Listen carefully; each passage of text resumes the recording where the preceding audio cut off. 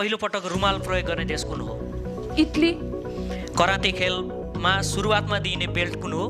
White. Photo quality बताउन प्रयोग गरिने DPI को पूरा रूप के हो? Question again. फोटो क्वालिटी बताउन प्रयोग गर्ने DPI को पूरा रूप के हो? पास। नेपालको सबैभन्दा ठुलो हिमनदी कुन हो? खुम्बु। 18 पुराण मध्ये सबैभन्दा अन्तिम पुराण अग्नि पुराण हो, सही कि गलत?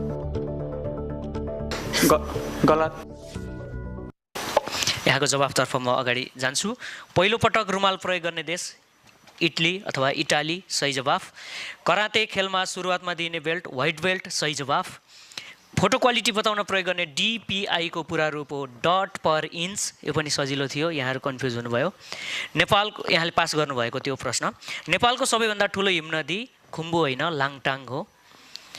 यहाँले गलत जवाफ दिनुभएको छ। 18 पुराण मध्ये सबैभन्दा अन्तिम पुराण अग्नि पुराण हो। एकजनाले सही भन्न खोज्नु भएको थियो, स मात्र भन्नुभयो, गलत भन्नुभयो।